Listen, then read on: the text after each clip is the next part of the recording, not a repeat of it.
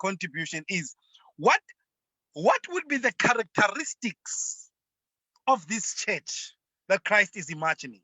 What would be the characteristics of this church that Christ is imagining, right? One suggestion I want to make is that this is going to be a church that we can say is a decent church. As an institution, it's a decent church. What do we mean? What do we mean is a decent church? Let me give you theological features, then I'm going to give you one ethical feature of this church, right? Let's think about these theological features, right? The very first thing that you notice about a decent church, that it is a church that is committed to the Bible. It's a church that is committed to the Bible. When I say it's committed to the Bible, I don't mean this is a church that reads the Bible every Sabbath or the church that reads the Bible every Sunday. I mean, it's a church that is committed to making the Bible its guideline, to make the Bible its lenses. It looks into the world using lenses of the Bible. In other words, the perspective of this church is the Bible. The epistemic authority. In other words, in terms of knowledge, this church is grounded in the Bible. All right. So in other words, this is a church that is grounded in the Bible in its entirety, right? And the beauty about what is profound about this point is captured by Paul in the book of 2 Corinthians chapter 3. When he talks about himself and other believers as living epistles, right? That we as believers, as a body, as a corporate body, can actually become living epistles. So when I'm talking about a church that is decent, I mean a church, when you look at it corporately as an institution, is a church that is always characterized by being an expression of what the Bible contains and what the Bible promises. In other words, it's not a church where you find pictures of the Bible. You don't need pictures of the Bible, right? You don't need to find Bibles all over the church. The most important thing about this church is that it's very functioning. It's very functioning. It's premised on the importance of Scripture.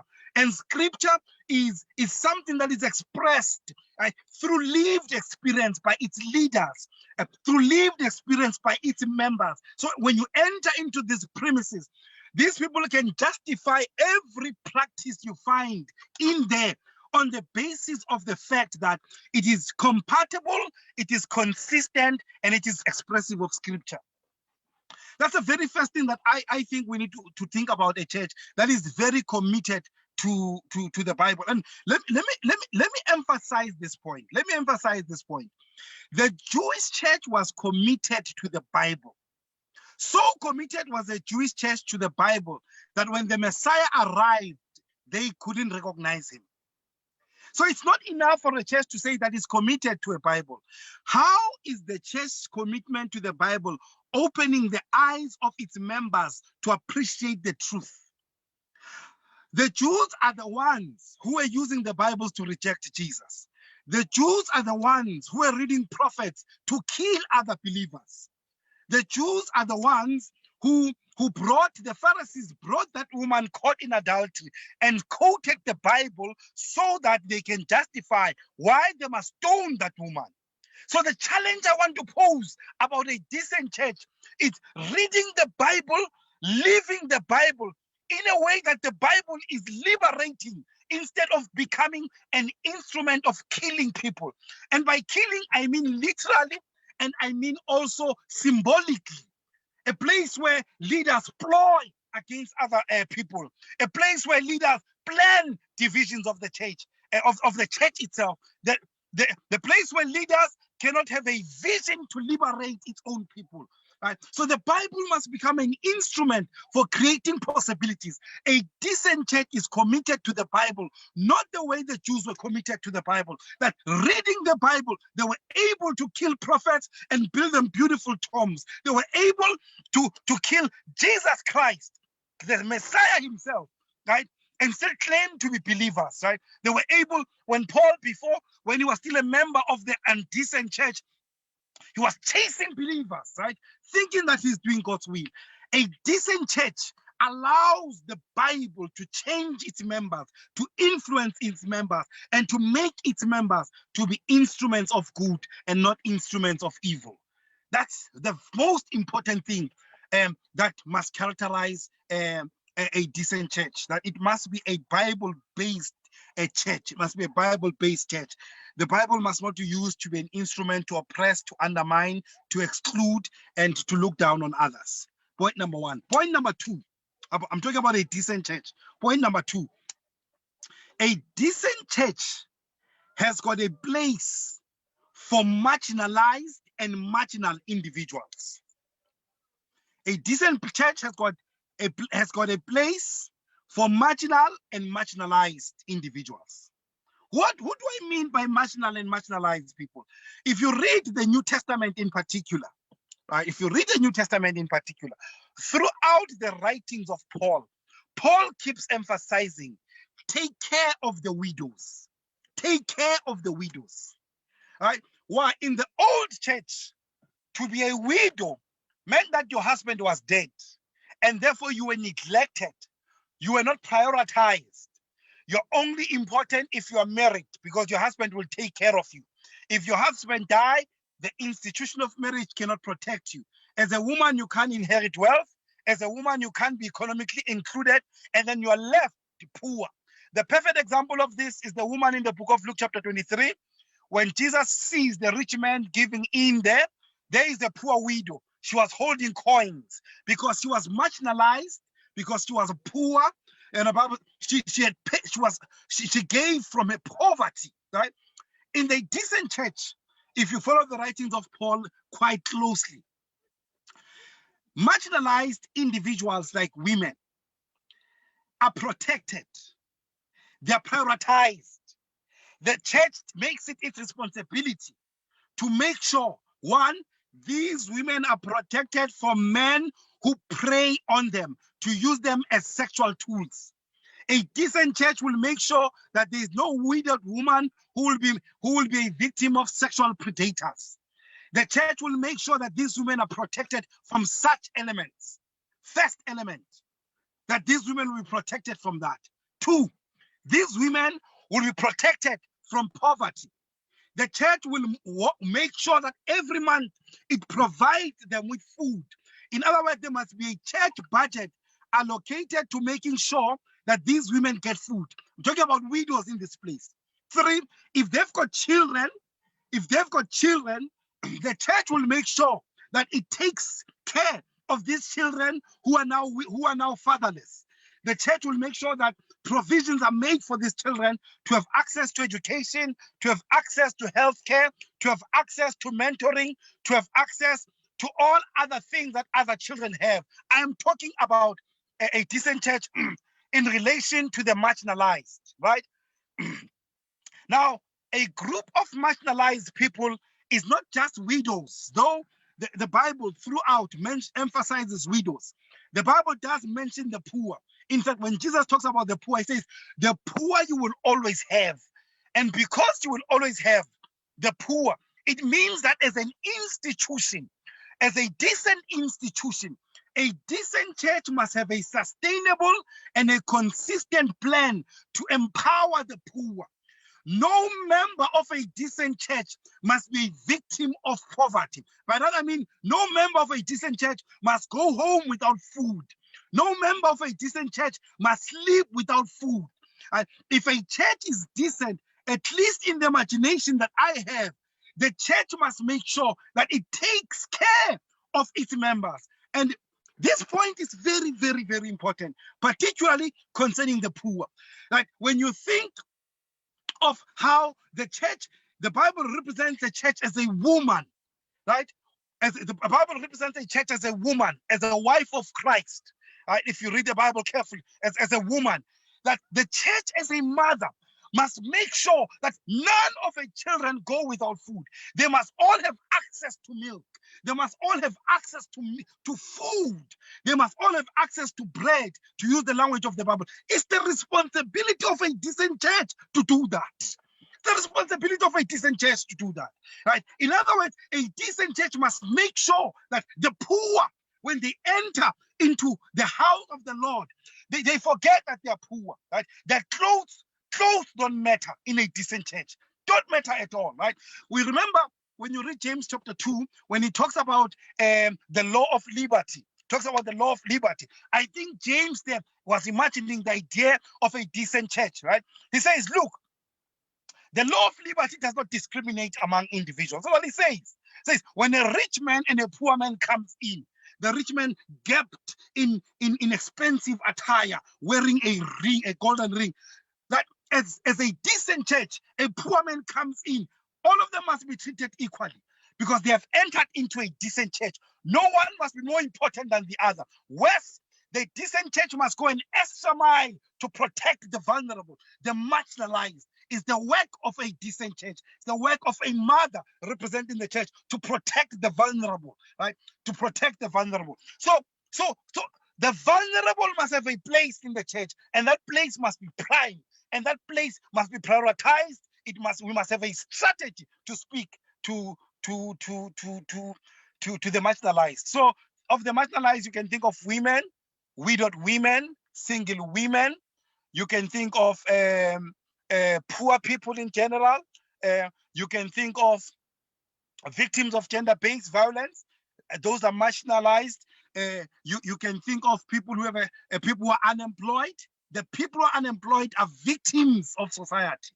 Right? I don't have time to get the details of a little bit of economics here. We're dealing here with structural economic problems, right? Unemployment created by a weak economy, other unemployment created by lazy people who are idle. Right? Many of our young people are unemployed, they are failed by society. When many of these people are failed by society, a church must have a plan of what to do with these young people. A church must have a solution for these young people. The solution may not be thorough, but there must be something in place for these young people. The decent church must have a strategy to prioritize the marginalized, must have a different strategy to prioritize the marginalized. So you can think of any other group that's marginalized. Homosexuals must feel safe in a decent church. In a decent church, homosexuals must feel safe. In other words, no sinner must feel out in a decent church, right? And I'm not saying sin must be promoted, but I'm saying a sinner must feel comfortable in a decent church, because a decent church is designed precisely to protect and to ensure that sinners have safety, right? And have a place that they can call home. A decent church, let me talk also about another aspect of a decent church. A decent church will follow the model of leadership of the Bible. A decent church will follow the model of leadership of the Bible. What is that model? Jesus talks about this model. It's a servant leadership model. So he says, Christ says, if any of you want to be ahead, want to lead, Christ says, look at these children. You must be childlike. Notice the difference. It doesn't say you must be childish. Many of our leaders are childish, fighting for positions as if they're toys, not instruments of service. That's childishness. Fighting for money, stealing money from treasury of the churches, of the church. That is childishness. That is selfishness. The decent leadership is where a person is childlike, where you are forgiving, where you are loving, where you are patient, but moreover, your aim is to serve others. Leadership is not about position. Leadership is about responsibility. Leadership is about character. Leadership is about being willing to lead people in a manner where you're not a boss, in a manner where you're not a dictator, in a manner where you're not manipulating circumstances, in a manner where you're not a caucus-based leader, where you bribe people. Servant leadership, you lead by the force and the influence of your character. Force and influence of your character. Servant leadership. And what's the content of this leadership? The content of this leadership, two things: the quality of your character and the quality of a vision. And what is this vision? that must characterize servant leadership is to make sure, first and foremost, the needs of members of the church are met. And there's two ways to think about their needs: their spiritual need and their physical needs. Spiritual needs and their physical needs. Spiritual needs, as a servant leader, your most important responsibility is to make sure that people are always aware of their need for a savior. They need a savior. They need to overcome sin. And to do that, they need a savior. They need to be healed from guilt. They need to be healed from the pain and the suffering that they have endured from sin. They need a place of hope. And that spiritual need, a servant leader, most importantly, is to speak to that, the need of a savior. Secondly, must speak to their physical needs. By physical, I mean social. I mean social. I mean basic needs like food. I mean issues of shelter. All of those issues must be met. The leader must always have those two together. Spiritual needs and physical needs. That's it. And it's serving these people. It's serving these people. In our organization today, we take care of pastors more than we take care of church members. We are focusing on the shepherd rather than focusing on the sheep. Let me make an example. There's a tithing system in the Seventh-day Adventist Church, for example, that ensures that ministers get salaries. But there is no system that makes sure that the poor are prioritized. Monthly, when we went to church every day, not even a single Sabbath, you will pass a Sabbath without a tithe being collected. But the poor fund is not prioritized. The fund for children, or if it is there, it's not prioritized. The fund for the homeless is not prioritized. But before every sermon, there is an encouragement for people to pay the tithing system, to contribute tithe, which prioritizes ministers. But while the sheep on the ground, there is no system that prioritizes them. They're left to chance. They're left to circumstance. They're left to the kindness of believers. But while ministers who are supposed to be serving the sheep are prioritized. I don't know where we get that model. I don't know where we get it. I know some will say, no, it was like that in the Old Testament. You're right in the Old Testament. The model we're using, you won't find it in the New Testament. You won't find it in the New Testament. You won't find it in the New Testament. You won't find it in the New Testament. In the New Testament, I'm seeing two models. The first model I see is the model of Acts chapter 5, where believers used to bring everything they owned and they shared it amongst themselves. That's a communitarian model. The first model I see is that one of making sure that no one is better than the other. Whatever you can contribute, you contribute it to one basket, and then we share it among believers. That's the communitarian model. That model is not there in the church. It's not there in the church. We've run away from it, and I can explain why. We've run away from that model because we have taken the American approach. Americans are individualistic in their approach. Americans are influenced by capitalism.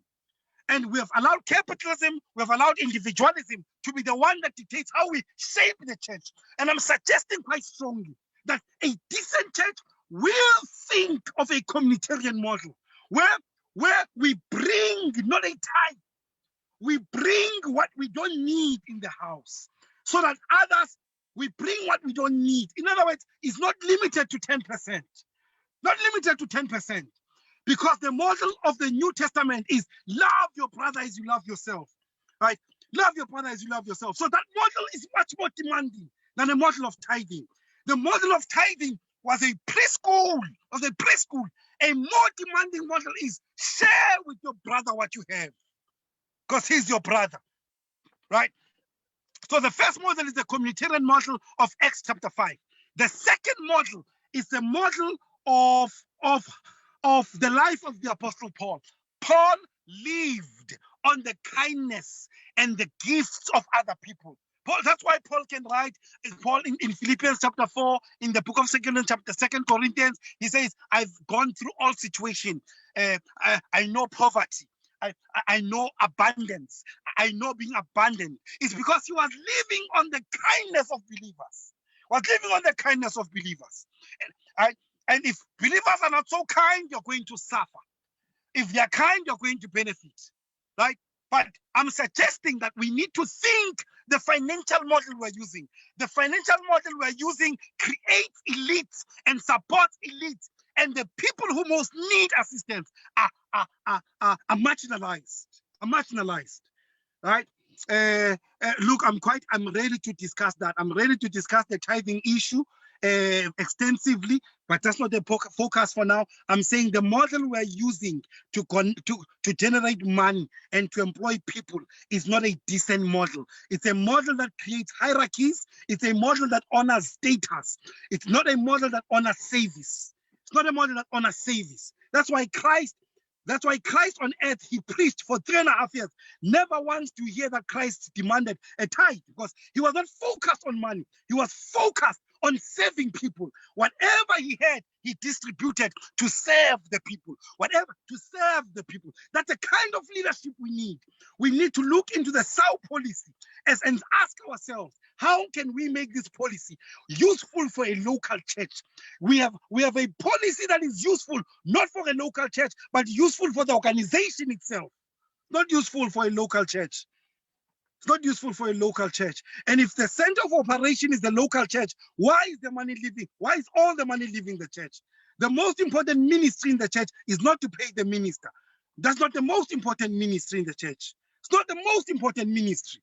It's not the most important ministry. There are poor people here. There are poor people here. There are homeless people here.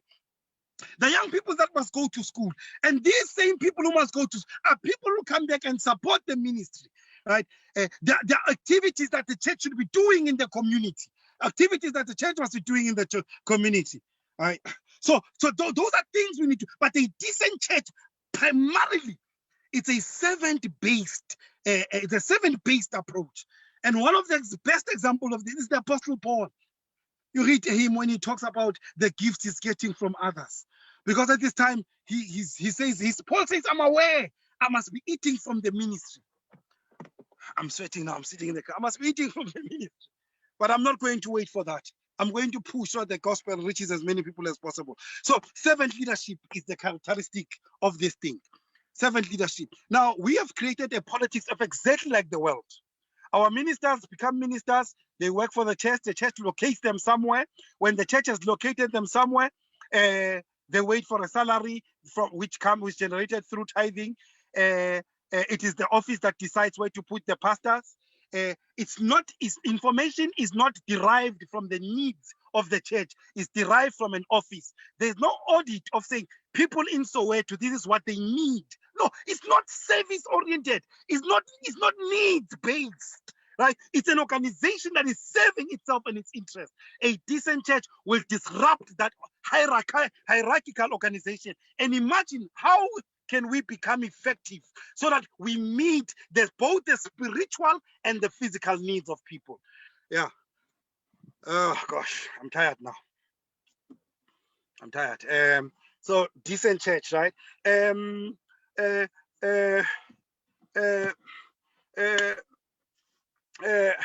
I've just made those. I think I'm tired. I think I'm going to stop here. Let me just quickly summarize the point I was trying to make. The point I was trying to make is that we can't reduce the work of God to individuals.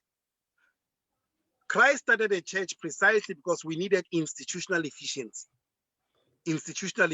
But this is for the church to be institutionally efficient.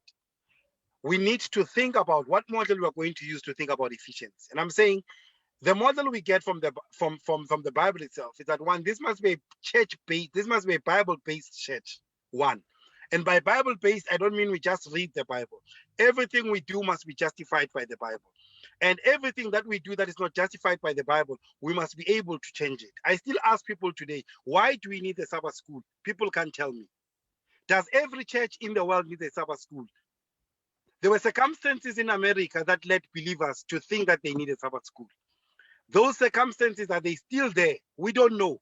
but we're still having a Sabbath school today. Sabbath school is not a biblical idea. It was an idea by first Adventists who wanted to organize a church in a particular way, right? So when I say Bible-based, we can continue to invent more effective ways to minister to ourselves. Do we still need a lesson today? I'm not convinced we still need a lesson. I'm not convinced we still need a lesson. But even if we get involved in the lesson, a decent church will be asking us a simple question. The teacher would ask us, how can we make the lesson more relevant to people in Africa, to people in South Africa, to people in Togoza, to people in Mtanzania? How do we then localize the lesson to the economy of the lesson? How do we develop our own writers?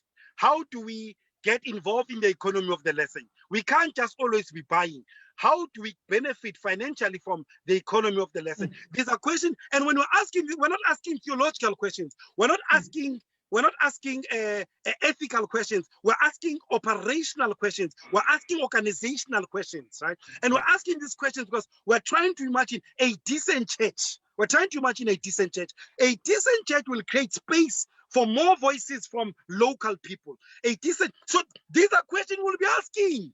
I was invited by a church in Pretoria to come talk on the Sabbath school. I said, I can't come talk about the Sabbath school because I don't think it's relevant for me and I think it's relevant for you. Why can't we find other more useful things to do during that time? Why can't we? Right? So that the church becomes more effective, right? So I'm not saying there's something wrong with the Sabbath school as much as I'm saying there's nothing right about it. So a decent church will always be thinking about how can we be relevant for the needs of our people? How can we be relevant for our needs of our people, right? So those are questions we should be asking. We should be asking, why do we spend so much time on the Sabbath talking to each other? Why? Sabbath school, we're talking to each other. Sabbath school lesson, we're talking to each other. We sing for 20 minutes and that's it, right? And then we get announcements. And then we're going to listen to each other, it's a sermon. And in the afternoon, we're going to sing a little bit, then it's a study. Then why is this thing so speech-centered? Why is it so speech-centered? Why is it centered like that? Why is there little time for singing? Why are we not increasing time for singing, right? And the Bible doesn't tell you how long you must sing for. The Bible doesn't tell you how long you must preach for. But if we follow N.T. White and we follow her model, says she talks about the evil of long sermons, right? So it means if a sermon is long, it's evil. Then why are we spending so much time creating other things like sermons the whole day, right? So we could be teaching people, but we can't spend the whole day teaching people. We can't spend the whole day teaching. What other ways can we use to reach people other than teaching? What other participatory ways can we make worship to be? Because our worship today, speakers still get prime time in the church, right? And singers share in that, right? How can we diversify this thing so that different kinds of skills, different kinds of ministries these are questions that we must be asking in imagining a decent church. We're not asking those questions, right? We're not asking those questions, right? Because we're afraid to change the space, right? The Bible doesn't stop us. What is stopping us? What is stopping us, right? So my suggestion quite strongly here is that in imagining a decent church, we must make the church relevant and useful for where it is in a way that doesn't contradict the Bible. Right? In a way that doesn't contradict doesn't contradict the Bible. And the minute the mind that says we need to change, we must ask ourselves, we can change. Then we must ask ourselves, what's the purpose of this change? Where are we driving this change to? Right? And things like that, right? So the first point I wanted to make, it must be Bible-based, and the Bible is quite open about a lot of things that we can do, right? And that's why one of the most important things to notice, the Bible does not even tell us how to dress on Sabbath. Why? Since I came to Adventist Church, I see people still dress the same way. Why? Where do we get this uniformity? Because it's not in the Bible doesn't require us to be uniform when we get dressed for church. The Bible requires us to be decent, or what's the language that it uses? It requires us to be modest. That's all it requires. It doesn't require us to wear the same things. That everyone must wear a shirt, everyone must wear a tie, everyone must wear a two-piece or a three-piece, everyone must wear a suit. All of those are inventions, and those inventions have become prisons. A decent church will try to accommodate as different forms of expressions as possible, so that the poor are not trapped into a suit, right? So the rich are not privileged to wear Armani suits. You can wear anything that you are comfortable with and you believe that it is decent. These are changes we can make as a decent church, right? We don't need buildings. This thing that we must build big churches is not a biblical requirement.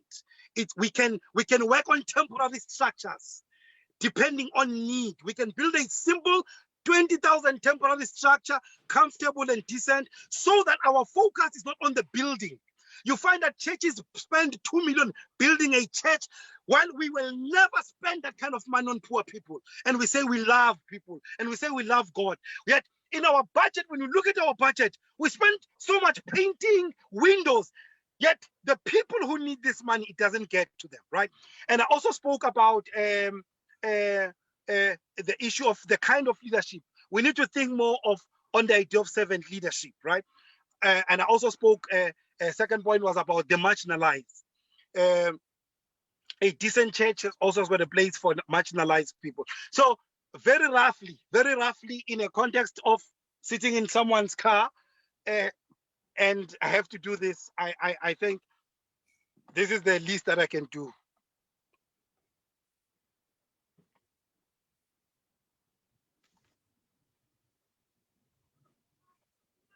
Okay.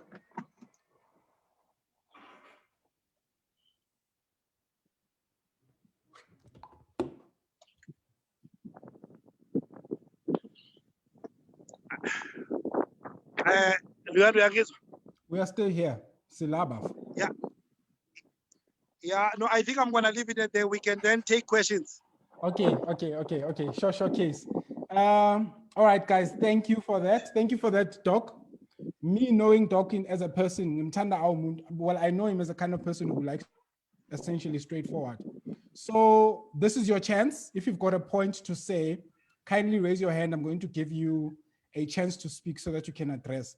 Apart from that, where are we? Where are we right now in light of everything that he has raised? We are at a point whereby we are envisioning a decent church that we would like to build. What does this entail? It entails ideological or theologically, people who are committed to scripture fully from start to finish, right? It entails us being people who create a safe haven for people, right? What else does it entail? It entails an exemplary kind of leadership. What is this leadership? It's the kind of leadership that has vision, that has a value system, right? Not childish, but the ones that is progressive. What else? Quality of character is very important. Here's the question. Are you going to play a part in building this up? Now, can I see some hands? If you've got your hand up, I know that iPhone, Sai, is that you? Go ahead, I've asked to proceed to unmute you, my leader. Go ahead, Mkonzi. No, okay, cool. No, thank you so much, leadership, for a powerful presentation. My question is around the church, right? The Seventh-day Adventist Church as a structure, right? My question is, why has it taken us so long to deal with such issues?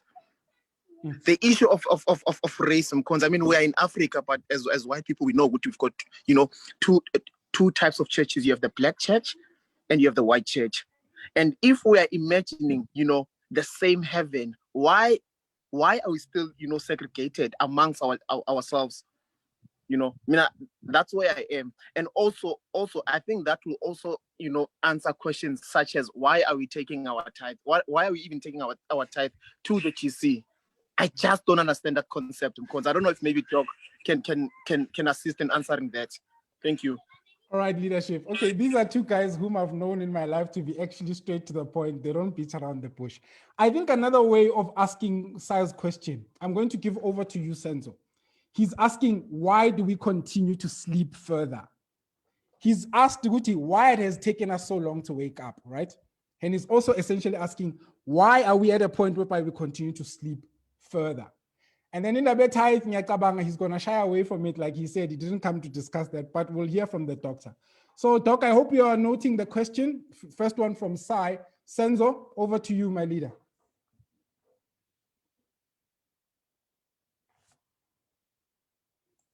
Proceed to unmute yourself, sir. All right. Yeah, can you hear me? Yes, sir, we can hear you. Yeah, it's such an interesting thing that Doc raised. Is this thing that we don't talk about?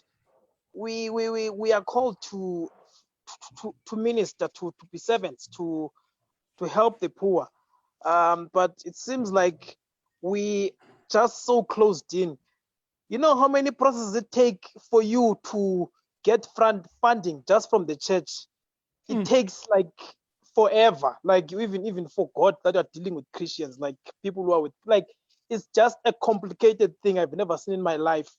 You know, just on a local church to get saying we want to go buy food for the poor, it takes I don't know how many years, but that's just how it is, and it's so sad. And I don't understand why are we incurring so much costs for things that could have been avoided, are not even necessary. I run a company. I make sure that I don't have unnecessary costs that are gonna waste money. But why, when we come to God's church, we don't think about those things? I mean, we've got people in the church who have businesses.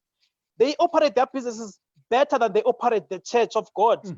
When they come to church, it's no longer caring about the funds of God now. It's about the next person, about who's gonna get this big position, fighting for positions, good CFOs, good all this kind of people.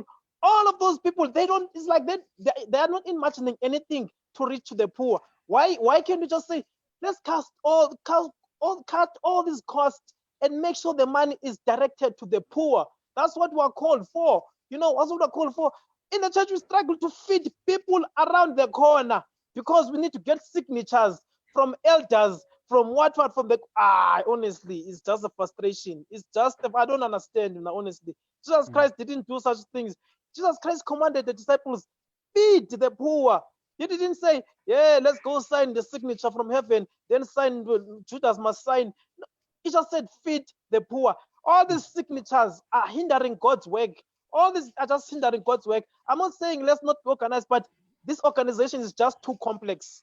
It's just too complex. The complexity is just unheard of. Just too complex, and it's complicated, and it's hindering God's work.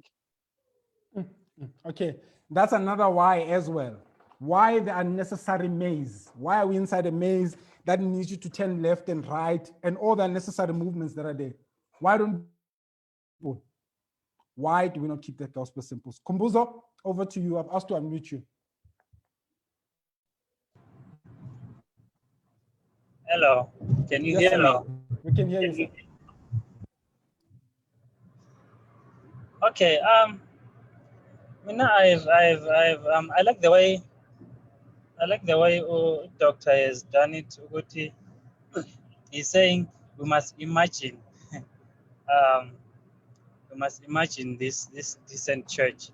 Is well, it's a good thing that whatever he says, we, in as much as it's not in line with the Adventist church, is also safe.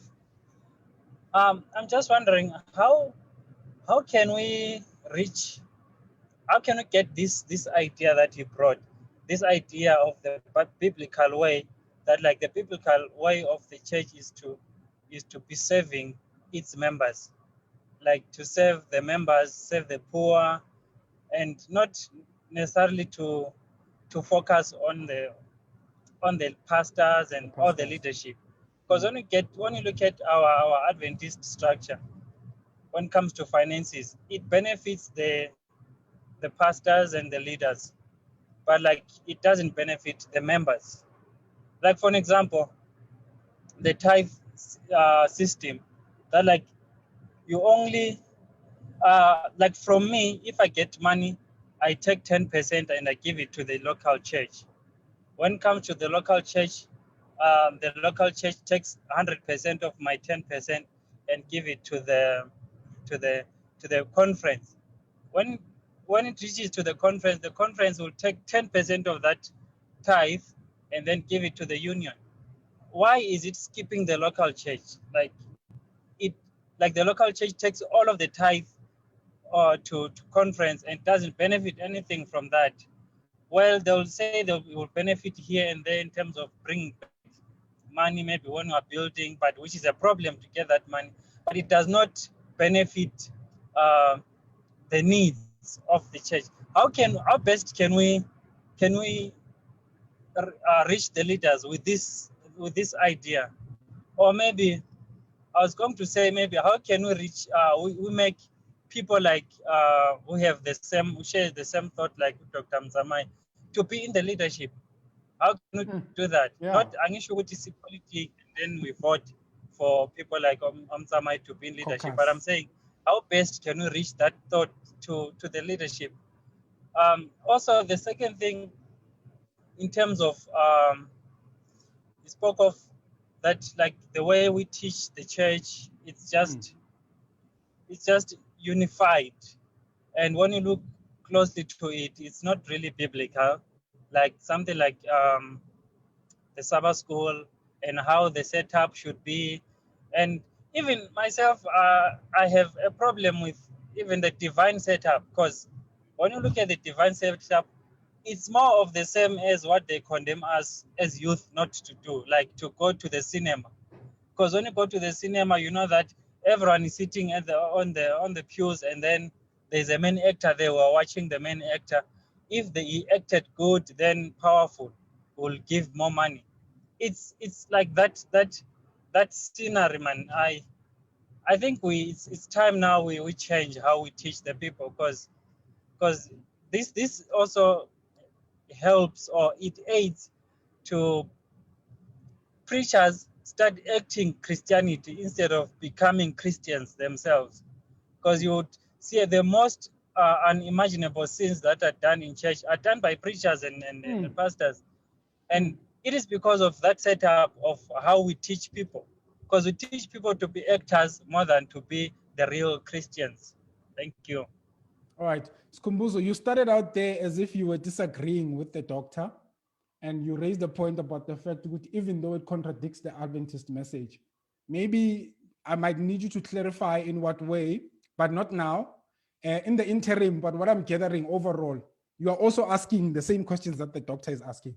Well, you are pointing us towards a point whereby we are also practically trying to imagine a decent church. All right. All right. The one who's next now, it's Van Heeden. I've asked to unmute you, Van Heeden. Okay.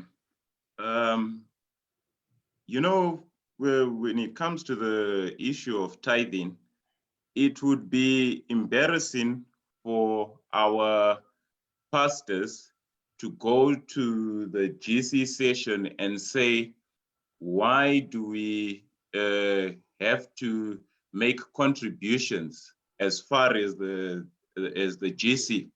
Because the contribution of Africa as a whole is very minuscule compared to what, say, North America is contributing. If I'm not mistaken, it was 2018 or 2019 when the report was released.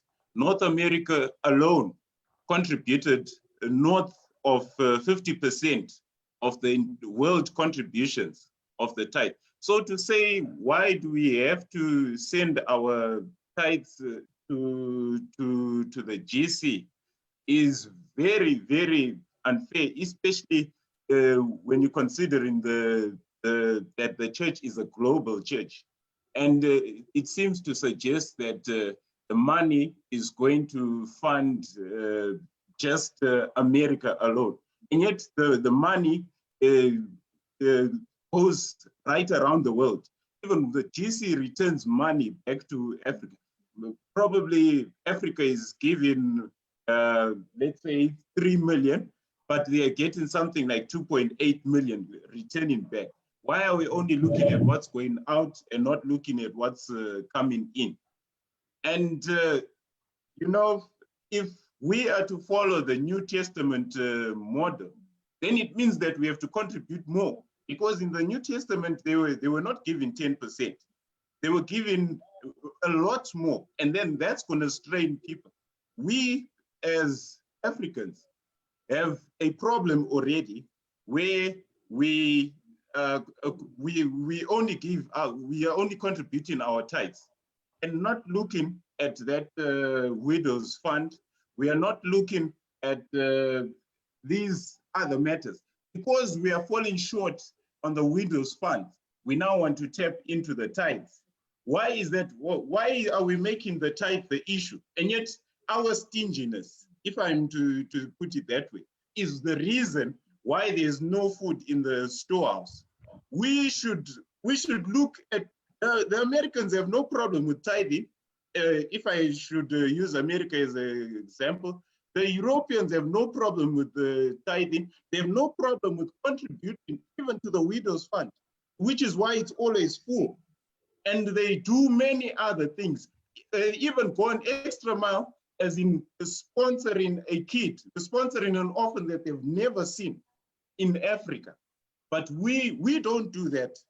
And then we want to tap into the tithe. You know, when Moses was with the children of Israel in the desert, and people were expected to tithe, they were poor people.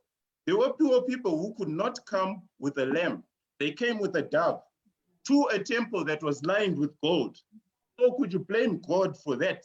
That God, why do you have a temple that is lined with gold here, and yet there is a widow here with a dove? So we should take the gold from the temple and go and serve this widow. You want to speak? Okay, sorry to jump in. So I just want to echo what Ivan has just said, to say actually 10% is the bare minimum. If we want to live like the New Testament, there's nothing stopping us. The only thing that is stopping us is our own selfishness. Nobody said you must only give 10%. If we are passionate, we can live on 50% of our salaries, 50% goes to the church, and we agree as a church to distribute it. But nobody will do that because we are selfish and we just like talking. If you want to do it, this model, you can do it. The problem with us is that we want to wait for somebody else to do it. Where now, if you are passionate about the poor and communitarism and whatever, live on 40% of your salary, give 60%, 10% is just for tithe, and then 50% can go to the poor people. You can take your salary, give poor people in the church, but you are waiting for somebody else to do it and not you. And waiting for others to do it, it will never work. Okay, thank you so much. Those are the fun hiddens. They're taking a bit of a tangent from the first 4 comments. No? So, Utawatel, I'm going to give him a chance to respond to whatever he would like to respond to in terms of the comments and the contributions. It's not confined to him only responding, have been made so far, right? And then there's also another stream of hands. I'm going to ask you to come back again, round 2. So, Doc, please unmute yourself and proceed to address anything that may have been touched on so far that you feel would need your direct intervention. Thank you. Look, I want to extend, I want to come back, man, and address myself fully to this topic. Okay. I'm hosting people for Sabbath lunch here, and I'm not fully here. And even I'm not using my laptop, I'm using a phone. I left some of my notes in the house, but because I'm free-spirited, I just freestyled. So, but look, one thing that I think I want to emphasize is that we must not be afraid to imagine the world differently, particularly if we're not opposed to the Bible or we don't undermine the Bible. That's the first point I want to make. No change happens unless people can exercise their own agency. People must be under that. We are the ones that are going to make change.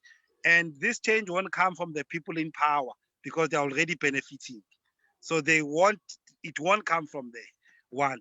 2, I think I want to correct another confusion here. the belief, I subscribe to the belief that the Seventh-day Adventist Church is the true church, but the Seventh-day Adventist Church is not the truth. And people confuse the two. The Seventh-day Adventist Church is the truth church, but the Seventh-day Adventist is not the truth. When we can separate the two, then the goal of the Seventh-day Adventist Church is to always come close to the truth as much as possible. But when we think the Seventh-day Adventist Church is the truth, then we won't see a need to change it. We won't see a need to improve it. The Seventh-day Adventist Church is not the truth. It's a true church. And as a true church, it has a responsibility to reflect the truth as much as possible. That, I think, when we can separate the two, then we'll be able to understand what we're doing. When I talk about the sanctuary in Jerusalem, for argument, had gold and all of that, that was God's instruction. If this sanctuary in Snawane in Sentin has a gold, who instructed them to put that gold there? Because they got an architect to do that for themselves. And I can explain to you where the gold for the church came from. It came from the instruction of God. But here, our own instruction, that is why then I can question it the way I'm questioning it. To say, why prioritize gold when people live in shacks, when people have got no food, when people have got no shoes to come to church? That's where I'm coming from. Things that are done by you, that's what I'm questioning. I'm not, so that kind of line of argument for me will not fly. Ministers in the sanctuary were given instruction by God how to dress. How to dress, we are not given instruction. We are not given instruction. The best that we get from Volume 5 Testimonies, Ellen White, is that ministers must wear darker colors. That's all that we have. Darker colors of what is left to us, right? And we can also discuss that. So the suggestion that I'm making is that the biggest problem that we are facing structurally is that the structures that we're using are comfortable with racism because they are structures that were imagined in America, which was comfortable with slavery. Which was very comfortable with slavery. And we who are victims of colonization and slavery have never been called to a place where we say, guys, come and make your contribution to how this structure can serve you better. Okay, sir. That is why today is still possible for two conferences in the same region to be separated on the basis of race, the Northern Conference and the TOC. It's because these are structures that emerge in a context of racism. And our structures are comfortable with racism because they've got that kind of history. My leader, man, I'm sorry, man. I'm under pressure here. You know, I'm under pressure. I have to leave. Can I lock you down for a further 10, 20 minutes? Please, for us here, there's a round of hands. I need us to just hit it. Okay, you know what? Can I do this? Can I quickly drive to my place? Okay. Log into my laptop. Okay. And then I settle, then we can talk at length. Please, please, sir. I'm going to leave now. Okay. When I get to my house, I'll log in and then we can start a proper conversation. Would appreciate that. Thank you. Let's meet in 10 minutes. Thank you, sir. Sharp, sharp. Okay, so I'm going to give the following people, but before that, there's a beautiful comment that I saw from Uluetu. I just want to read it. And then I'm going to indicate who I'm going to give to say something after this in that particular order. Luetushe says, those that want to share have nothing to share. Those that have enough to share are not so keen to do so. That is profound. Okay, the following people in that order. Ne? Uchabu, he was here and then he disappeared. Jabu Makubu, you are up. And then Undlovu family, you follow Uchabu. And then Gube Uzibuse Dube. In that order. Jabu, Ndlovu, and Zibuse. Jabu, I've asked to unmute you. Hi, everyone. Can you hear me, Mr. Host? Yeah, we can hear you. Yes. One thing that we should note in terms of the issue of the health and of the health of the church and the order that the church, the doctor is talking about, the church that he longs for, or that would work for for poor people. What I am disturbed with is how we as the young people don't look at the policies of the church, because that's how the structure of the church defends itself or excuses itself from certain responsibilities, which we see are obvious, which we have highlighted one of them as taking care of the poor. And we don't question the policies of the current structure to say, how is it that we have a strong church with policies, but it fails to accomplish the purpose of the gospel? So that means there's a misalignment between the policies of the church and the gospel. So we need to align ourselves with the policies of the church and try to see whether do they serve the purpose of the Bible. And when we have done that, then we can say we need to question how we revise that so that it serves the purpose of the local church. Because one I think is Mr. Kumalo, who was saying, who was saying 10% from the members of the local church moves from the church, and it's not touched, it goes to the conference, right? But now what we need to question is how then do we say the people...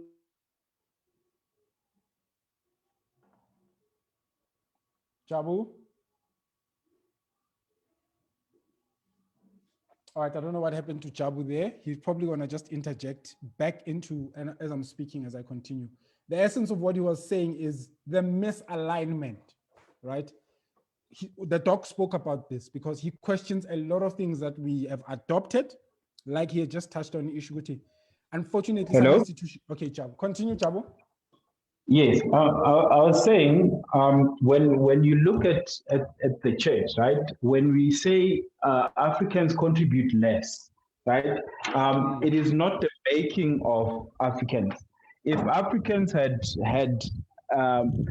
were to be questioned, you look at how Africans give, they would actually give more than anyone, because even in the way they were colonized in a manner that their generosity and their kindness was exploited.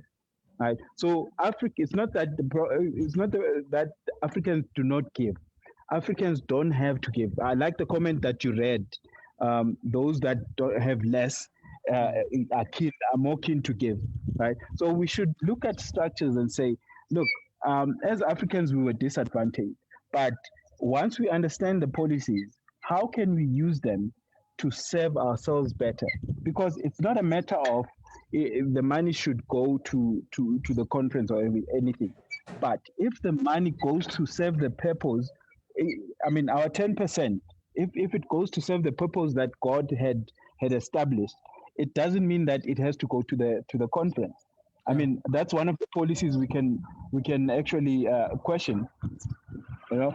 Because if it serves the purpose that God, it clearly says in the Bible, so that there may be food or bread in my house, right? So this question has always been there. Which one is the storehouse? You know, and the storehouse surely should be next to those who are in need of the storehouse, right? And the local church serves as that immediate contact to the people who are in need.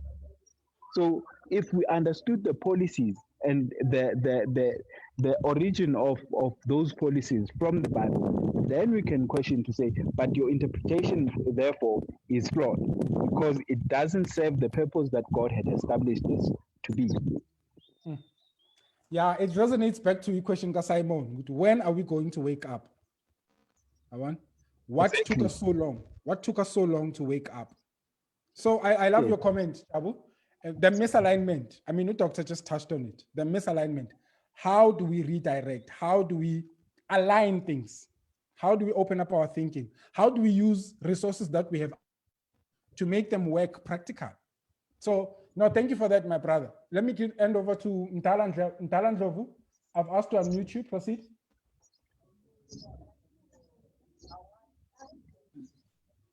Good afternoon. Afternoon, Dr. Maybe just two things that I would want to share. Firstly, is I thought the doctor will, in his highlighting of the models of the New Testament, he would also pronounce Jesus is given a coin, and he is asked a question. The coin is the face of Caesar. Okay. His answer is render to Caesar what belongs to Caesar, and to God what belongs to God. So meaning that in our resources, our financial resources, there's a portion that belongs to God. Okay. Having said that, we do not pay tithe. We return tithe to God as per the instruction. So if the doctor says a decent church, his first point was a decent church is a Bible-believing church. It is God who instructs tithe. It is not the church. So let's go back to that model where God says, bring ye the tithes. The debate around how it is used is a secondary issue. Okay. But let's go back to basics and say to all of us, am I returning a faithful tithe as per the instruction of God and not as the dictates of the church? Secondly, there's a misconception that we are growing each and every Sabbath when we come to these sessions. We seem to be relegating the responsibility of what we call the church to certain people and not ourselves. We speak as if we do not form what we call is the body of Christ. When we say to ourselves, the church must do this, what are we saying? Who must do what? Because as I sit here, I am part of the body of Christ. I am the church. So if I say I'm imagining a decent church, I need to look at myself first. Where do I fit into the structure of a decent church? Am I giving to the poor as I would love the corporate church to do so? Well, the challenge that we are doing now is we are raising a group of disgruntled members who seem to view themselves as not part of the organizational structure. And thereby they stand aloof and say, those are the church. And then you have a disconnect between members and the so-called people that distance themselves. I'm saying, let's sit down and say, if we are addressing any particular matter regarding the church, I must include myself in whatever discussion, in the flaws of the church, in the success of the church. I must be part of that responsibility. But somehow, each and every Sabbath, we seem to develop many unanswered questions around certain people participating in what is called the church. And then lastly, let me say this, the church has a lot of good things. And it has done a lot of good things. And I believe that it will still continue to do a lot of good things. Somehow, our biggest challenge has been to zero in on the difficulties of the church. So much that we see we cannot encourage even young people to join the church, because we have spent, if you can look at the charts, you can tell that we're spending 90% of our time seeing the negatives of the church and not picking up the good things that the church has done. None of us has ever talked about the work that ATRA does. None of us ever talk about the work that Dorcas does. But what we can say is that the negatives of the church and this of the church. So I'm saying, as we deliberate, as we imagine a decent church, let's also look at the positives that the church has done, rather than centering on the wrongs that the church has done. For me, that tells me that we are blindfolded by what we'll call the current movements, so much that we then lose the focus of the gospel. And I think let's come back and say to ourselves, and go back to the book of 1 Corinthians chapter 12, to say, what church do we want to have? If a church is Bible-based, what dictates of the Bible are we going to follow? Are we going to be selective in our appreciation of the Bible, or are we going to take the Bible as it is, whether it makes us comfortable as a movement or not? But to be selective in terms of tithes and offerings, I'll just end by saying, in our local churches, and I want to ask this to all of us, how many of us would lift up their hands and say we contribute a faithful tithe and a faithful offering. You'll find that the dilemma that we face as we sit down as leaders, you have 100,000 that is tithe, and then you have 15,000 that is local church, and then the church must run its programs through the 15,000. And yet, when we raise these issues in terms of faithfulness, we simply run away and say it is because the tithe goes to the conference. But that's a debate for another day. But what I'm saying is, let's encourage each other through the Spirit of God. Let us be responsible in terms of our offerings and tithe. Okay, Ndala, before you go, before you mute yourself, yes, sir. Yeah, can I just, let me just say this, 1 or 2 or 3 things. Umdala is the kind of person whom it's that older figure that brings balance to things. You know, when we are a youth and then we argue amongst ourselves, and then he comes with a matured head, and then he comes and says, no, guys, you're all right, but here's what you need to take care of. Let me go back to where you started, Mdala, quickly. I just need you to respond to that. We spoke about the issue of tithe, and there's something that you spoke about in the the principle has to remain biblical and it has to be of God. It's an instruction from God. It's not an instruction from the church or from man. And you went on further on to say that the principle has to stick. What happens next is secondary. Am I quoting you well? Yes. What happens next is secondary. Here's what I want to ask in response to that. The secondary element, can we afford to ignore it or not? Can we afford to treat it as if it's not important or not? Let's say we say, okay, we agree that tithe has to be paid, good and well. Can we afford what happens secondary? Because I believe that's where the bone of contention is. Can we afford to treat it as if it's nothing, or we need to also put a magnifying glass to it? I'm passing. The second point, I'm just handing over to you. Maybe let me just respond first before I forget. Okay. When I say the principle must remain, what is the principle? The principle is God has demanded a tithe. He's not giving us a second option regarding tithe. Am I right? No. No. God has demanded a tithe. Okay. He did not say to us, you have a choice. Okay. Am I clear on that one? Yeah, you are We clear. don't have a choice. We return to God what belongs to God, because it is the dictate of God. The secondary issue is, now God has then given us that instruction. Organizationally, how do we then proceed with the instruction that God has given us? So then you go back to say, as a church, what is our organizational policy regarding tithe, and where do we get it from? And this is where Jah was saying, we need to be familiar with the policies of the church, because our policies are derived from the Bible. So if a policy that we have in church deviates from the biblical standard, then that policy becomes a hindrance and it must be dealt with. Okay. Now, this is where I'm saying that's the secondary part. But what we must teach first here is, are we all following the instruction that God is saying, give ye the tithes into my storehouse? Okay. Because before you can identify the storehouse, you must first obey the instruction. So the challenge is when we then go back and say, no, I do not believe in the storehouse, therefore I'm not going to render. God is not giving us an option to return tithe. He is saying the tithe must be given.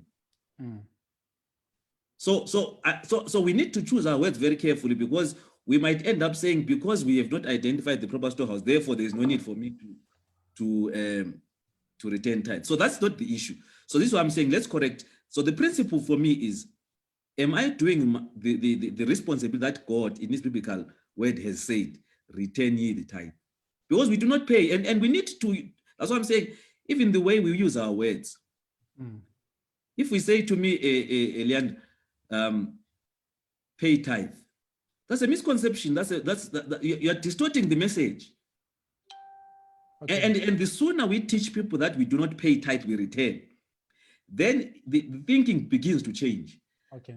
So maybe you can move to your second one, but that's the basic that I wanted us to talk about. Okay. I'll come back. I'll say it in passing, because the hands are just rising here. I'll come back. I'll say it in passing. The next person to follow you was Uzibuse Dube. Zibuse Dube, please go ahead. I've asked to unmute you. You, All right. mine will be very short because my elder here has just nailed it. Okay, sir. And also Jabu, I find that he has talked about policy. Just to pass a short comment on that one, most of our youth, and you'll be even surprised that even the elderly people in our church, they don't know in its totality the policies of the church. We don't study the policies of the church. We don't know what is encapsulated in our own church, to such an extent that some of these things, we raise them, you know, and not knowing exactly what the church says. You know, I would want to challenge the youth of today. Now that church will be opening soon, most of our afternoon lessons, let's take time to study the policies of the church so that we know where to attack, or rather, let me rather say where to bring development where we think there is a problem. So that is my first suggestion. Now, secondly, I want to go to the issue of the New Testament model that the doctor raised. You know, 10%, as my elder has just said it is by God's demand. We must respect that. And honestly, the issue of how it is spent and how it is used, it is secondary. It is a discussion of another day. Let me rather put it that way. But we as Adventists, we tend to measure mainly on returning the tithe. And we don't return, or we don't pay, we don't bring offering. If I go back to the New Testament model that the doctor raised, if you remember very carefully, those guys were selling all that they had. They would say, we must protect and cover each other such that no one can be seen that they are poor in our midst. So he who had 2 cars, he would give the other person a car who doesn't have a car. He who had 2 houses would give another person who doesn't have a house to stay in. He who had something extra, they would share with the next person who doesn't have it. So you find that today we live in a very individualistic society, and our church also has aligned itself to such kind of individualism, as the doctor said earlier on. Now, it is very hard to pay, or rather to return, the offering, from which is where the distributions must come from, for the poor, for the widows, for the orphans. That is where all that money should come from. Let me tell you something, in my local church, we received some money during this COVID pandemic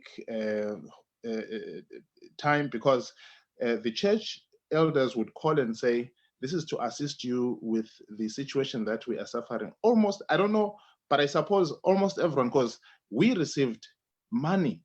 And it was quite surprising. We just thought, we're wondering, where did this money come from? But I can tell you that it is because the coffers were full, and the church could afford to reach out to its members and say, in this difficult time, when people are not going to work, maybe some have already lost their jobs. So the church paid something towards each and everyone whom they thought they are suffering. So I'm just trying to encourage now and say, we must focus on paying or returning the offerings, because on offerings, that is where most of these activities are done, from Dockers, from Poor Fund, and all those things. That is my contribution. Thank you. Thank you so much, Zibuse. You know what? I've just stumbled upon a comment, sentiments that have been said along. I'm tempted between just quickly reading it, going back to what has been said, and then coming forward and then allowing the doctor to speak. Here's what's going to happen now. Let me quickly read a comment, touched on what Jabu said, touched on what Eldan Ndlovu said, and then give 4 people to speak, and then give a doctor to actually sort of like respond to all that. Yeah? Here's what Sai is saying. The problem is that we are discussing policies that we were never part of when they were being constructed. Think on that. Well, let's go back a bit. Jabu was touching on the issue that the doctor said. I hope Dr. Young is. He was touching on the issue that we said there has to be some kind of synergy. There has to be some kind of aligning of issues regarding our theology or Christology or our outreach or our salvation or the message that we are sharing and the policies that we are claiming to purport the kingdom or the wisdom of God. So we have to do a review. And then Usai is also touching on that. But unfortunately, we're already on the losing foot because we were never there. Whether you agree or you don't agree, that's for you to just unmute your mic and speak for yourself. So we started with Ucha. Eldan Ndlovu touched on 3 critical points. What are these critical points? Number 1, let's be careful not to think Uguti God is giving us an option when it comes to returning tithe. What happens to the tithe might be a secondary issue. I don't want to misquote him. I don't want to say it might not matter. When it comes to what happens with the tithe, might be a secondary issue. And I came back and I said, but what if we run the risk of taking it as if it doesn't matter, that secondary issue? He went on to clarify further. That's number 1 that Eldan Ndlovu said. Number 2 is don't make the mistake of having people read for you. Don't have the people of those who are learned do all of the reading for you. You have to take the duty yourself to read for yourself. And then the third and last comment that Umdala said is that let's be careful not to build a bunch of disgruntled people who will go home and discuss issues and become rebels, but not strive towards solutions. I wanted to come in there. This is me saying just 2 cents. I wanted to come in there and say, Guti, but Eldan Ndlovu, there is a work that is already have been started by some saints. If I was to just randomly say, who wants to say, Guti, I've started my reformation process without rebelling. I've started to actually do things differently this way for the benefit of the greater message of the plan of salvation. This is what I've done. 1, 2, 3. So we've passed from Jabu, we came to Eldan Ndlovu, and then Utok, I think he was exposed to Uzbus as he was speaking now. So here's what's going to happen. I'm going to give the following 4 people. Okay, they've disappeared. I've got 2 people, and then I'm handing over to Utowotela, Vera and Senzo, and then I'm giving over to Doctor to say anything that he might want to respond to in light of what we've said, and perhaps any other issues that we may have touched on before he left and when he came back. Vera, I've asked to unmute you. Thank you. I think it's very important to also acknowledge that God introduced the tithing system when the children of Israel were in the promised land, meaning that God made sure that they had land, that their shelter was sure, that their food was sure. And the tithing, there were 2 types of tithes. The first one was tithe of the land. And we cannot say that how the tithe is used is secondary, because the Bible says clearly what the tithe should be used for. Okay. So we know the tithe of the land was for the Levites because they did not have land. And the second tithe was tithe of the increase. And tithe of the increase was done every year. And that was for the widow, for the orphans, for yourself, and also for the Levite. So it's not a secondary matter. It's the package of the tithing system.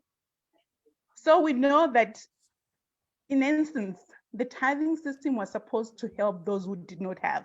The Levites because they did not have land, and the widow, the orphan, and all of that because they did not have anything. In this system, if you did not have land, you did not tithe. If you did not have an increase, you did not tithe. And I think that's very important to note. Okay. And to implement that system in this kind of economy that we're in, as is represented in the Bible, I think it's just it's out of context. And even if you were to adopt that principle today and implement it, then I think you should implement it in its entirety, because the church only promotes the first tithe. I know they say the second tithe, what, you know, but even the second tithe is not used the way God had intended it to be used. Okay. So I think we are really missing a point here, that the tithe was actually supposed to address the needs of the church, of the people that didn't have in those days. And I want to also touch on the dove issue, that if you're poor, then you could bring a dove or whatever. That was not tithe. That had to do with the sin offering and whatever offering, those kind of offering that even the poor deserved salvation, and you could get a dove anyway. So they were not excluded that you should bring a lamb or a bull or whatever it is. So the dove thing was not tithe. Thank you. Okay. All right. All right. Sorry about that, guys. People are just trying to help somebody to get a link. Okay. Beautifully put. In other words, Vera is saying, in light of what you guys have spoken about the secondary element, Zibusa was said, let's deal with that another day. Vera is saying, guys, all right? And then bringing the issues of contextual element to it. Well, we'll discuss and unfold as we continue further. Now, the next person was Usenzo, and then I'm going to give on to Usai. Senzo, then Sai, in that order. Senzo? Proceed to unmute yourself, sir. Yeah, can you hear me? Yes, we can hear you, sir. Yeah, you know, I just want to comment on what the Van Hedens were saying. Okay. They wish that Africans are contributing less tithe than compared to other countries and stuff like that, Europe and America.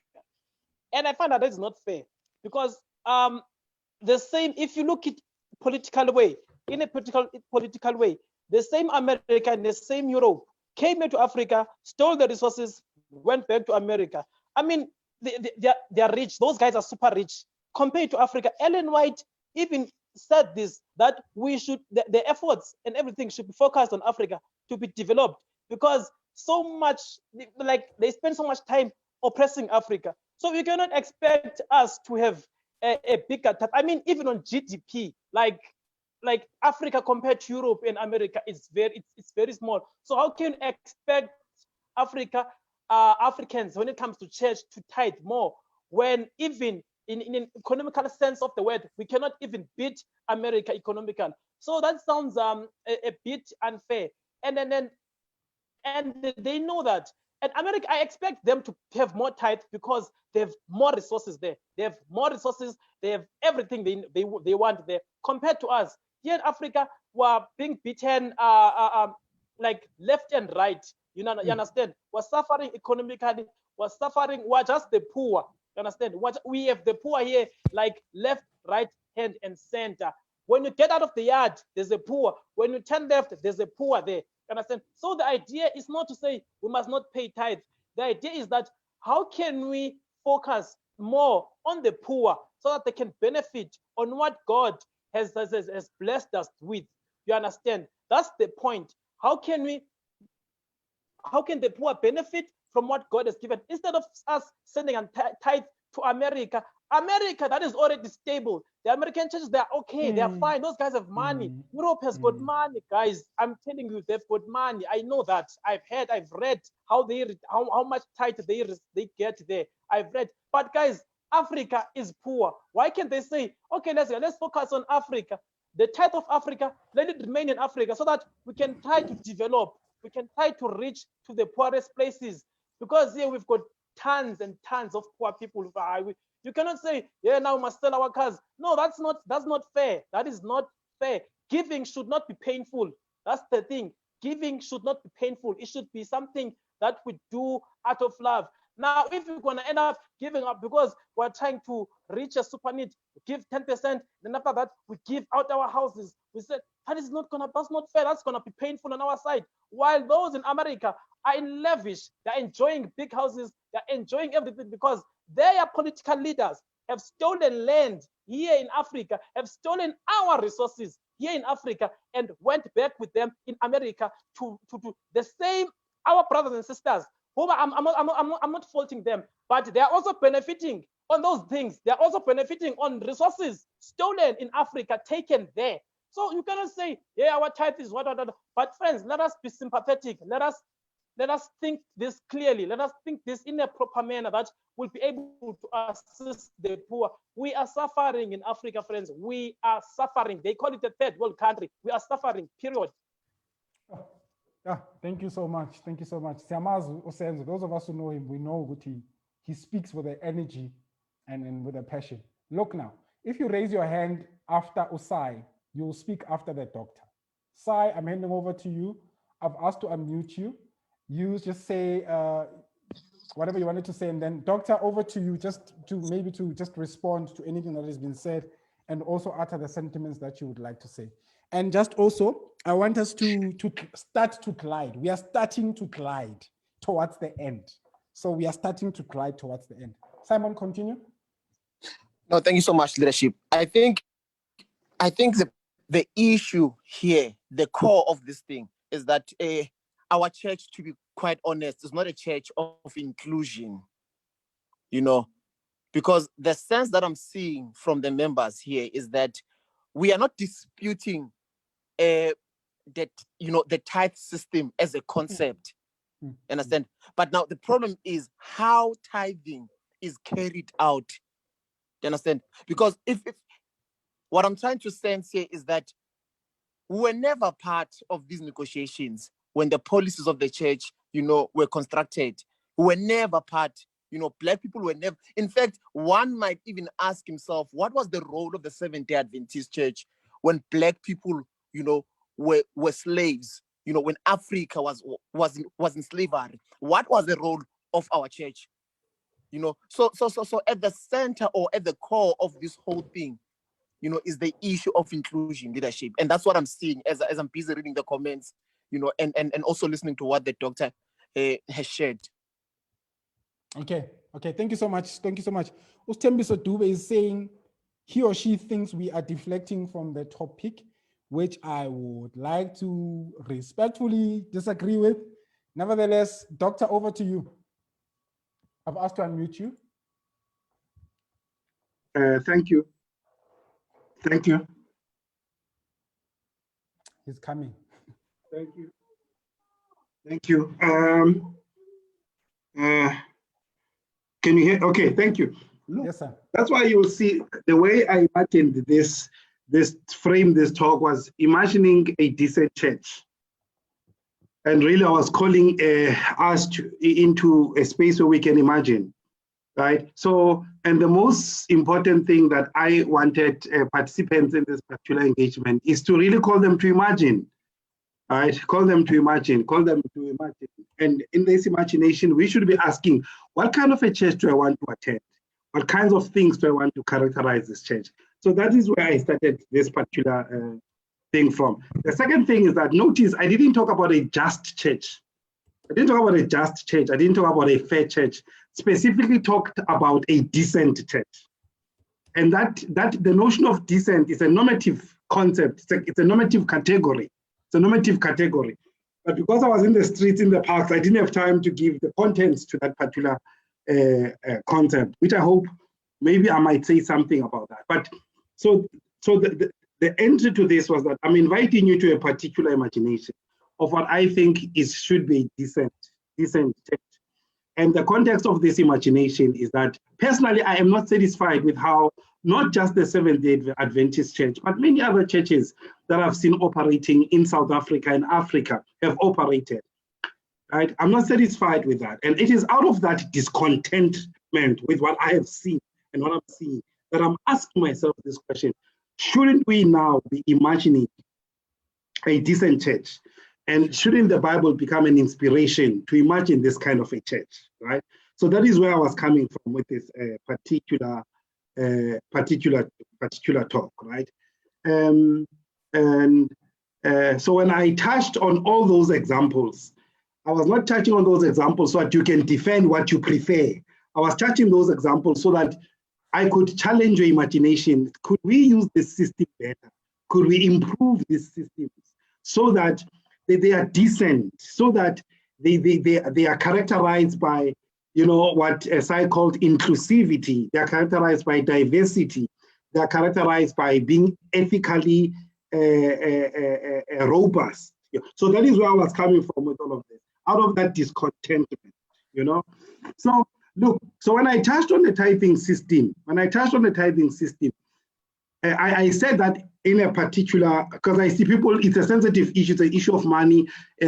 When I talk about tithing system, there's a particular theological assumption there. There is no Levite today in the church.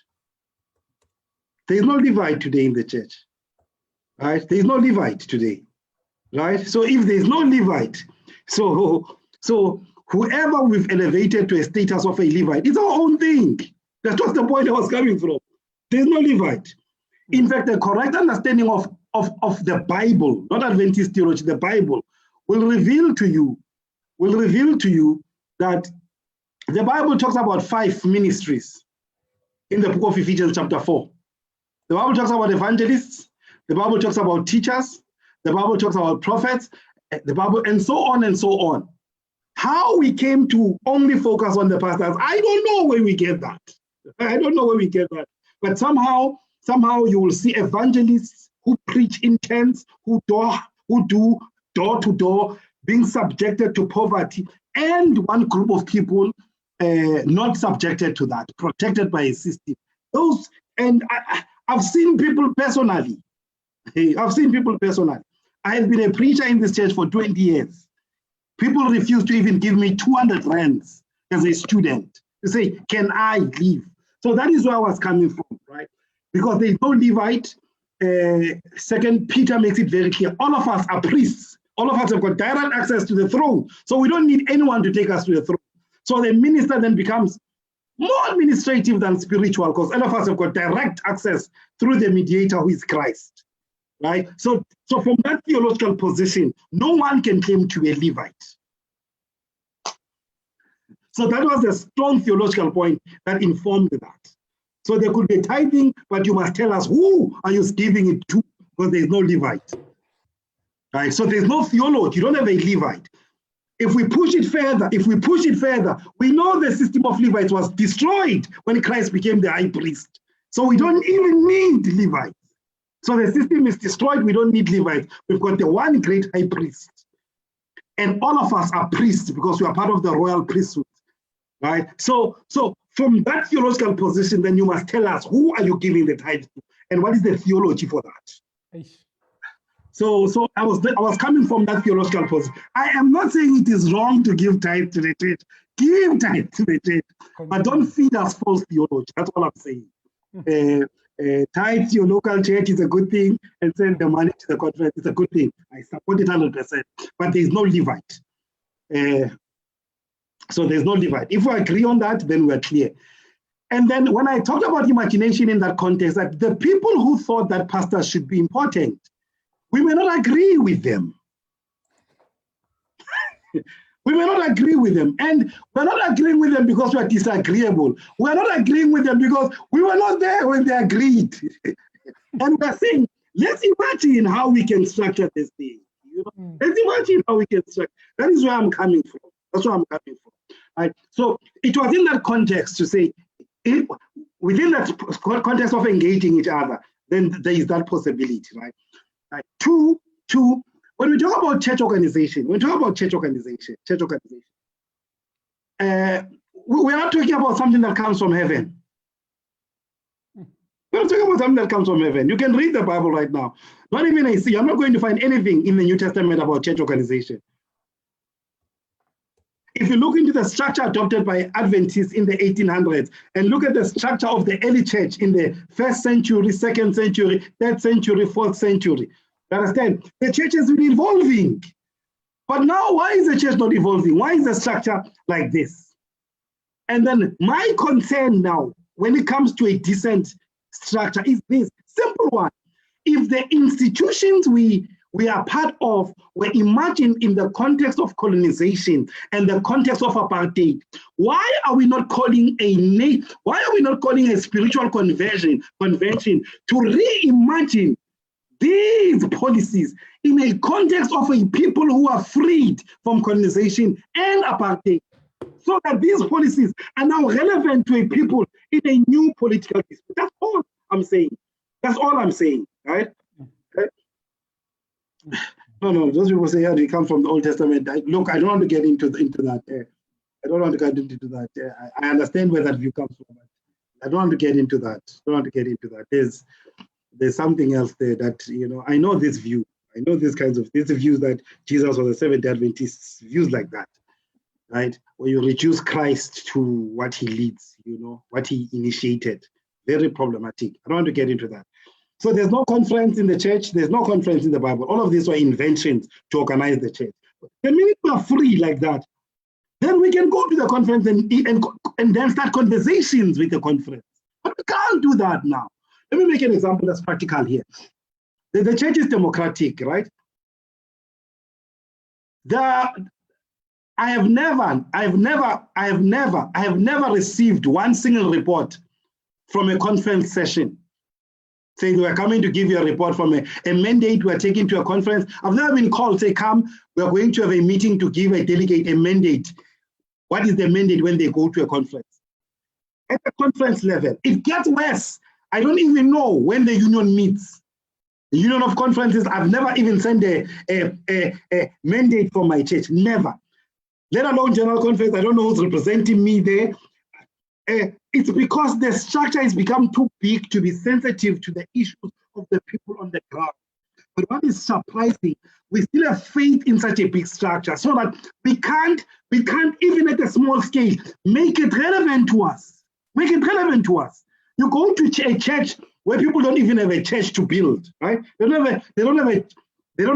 to school, they go to a shack.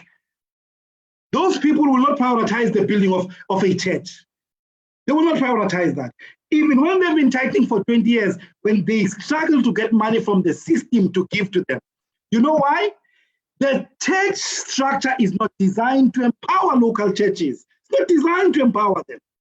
And what is so difficult about imagining a church that challenges itself to make the money more accessible to its members? What is difficult about that?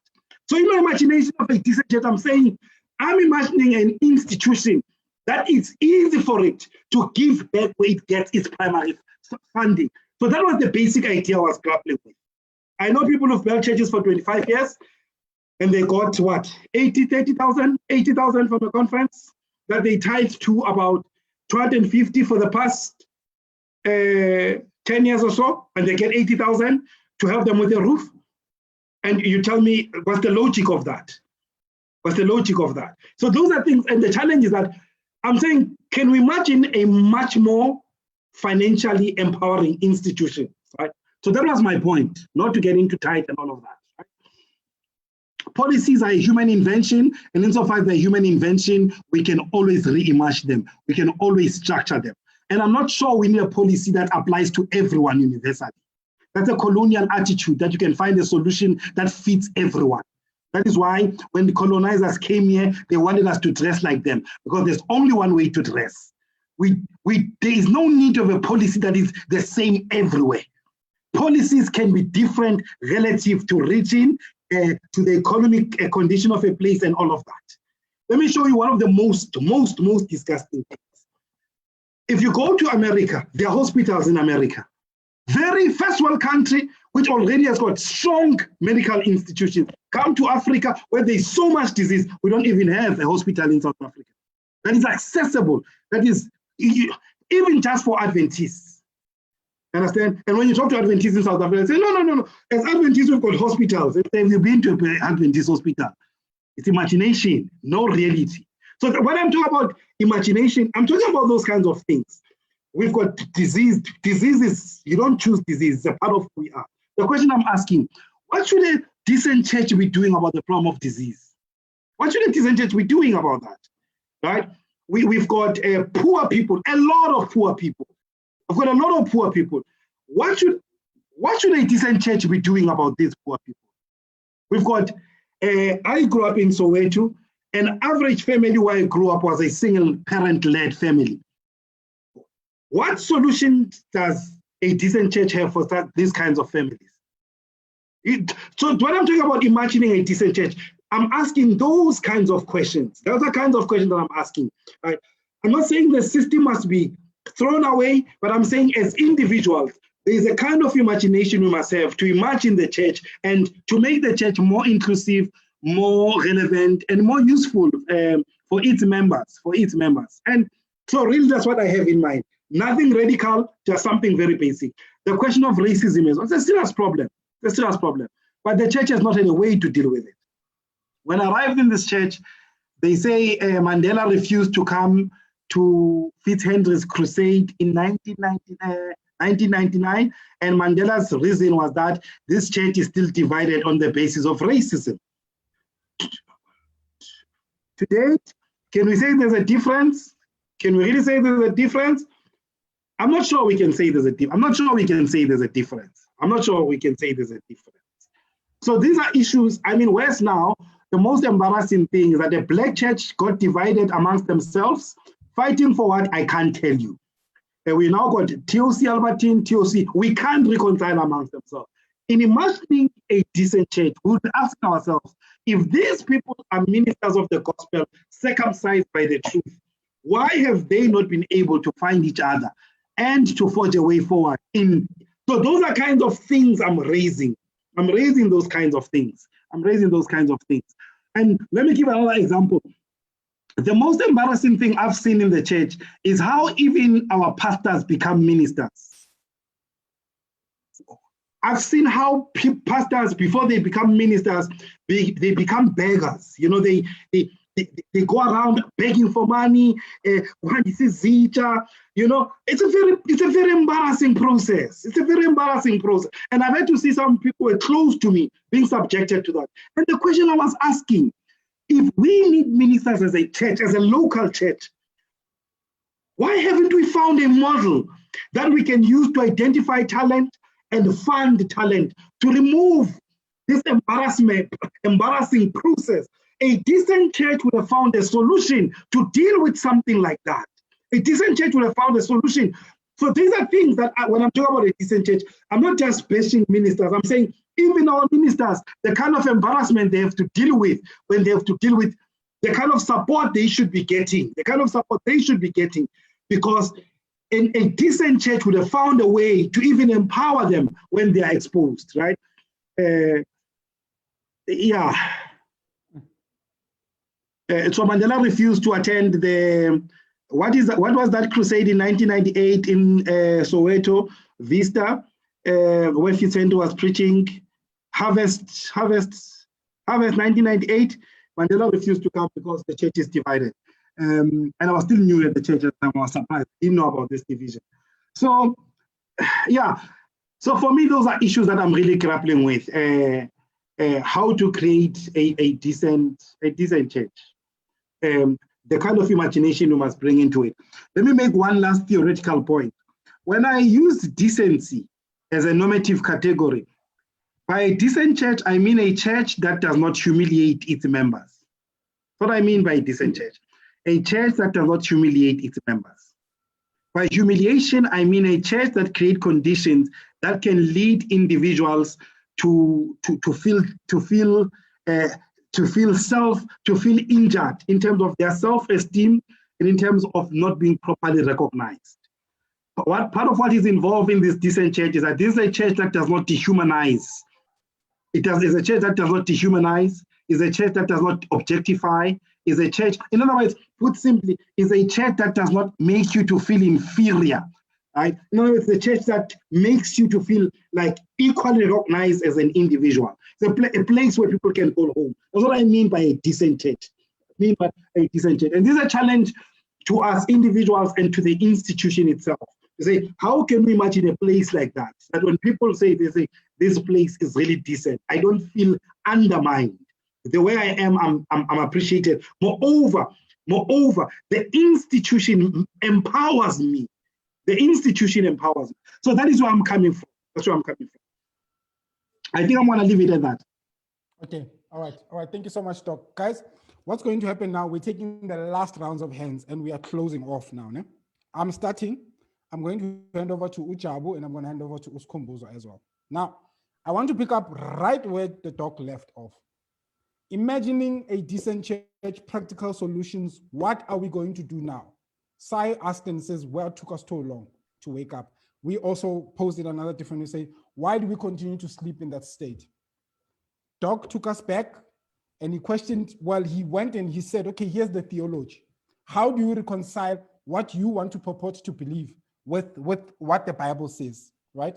Fair and well. Imagining a practical Christian church. Example, no Ashley started this whole ministry. Well, God inspired them to start it off between the two of themselves and other people as well. Somebody funded the Zoom platform and they came together and it started and then it's jet off. Ne? Now, they saw a need. No, man, we want people to come, but people don't have data. People have got struggles of data. I don't know who did God inspire. Okay, who just unmuted themselves.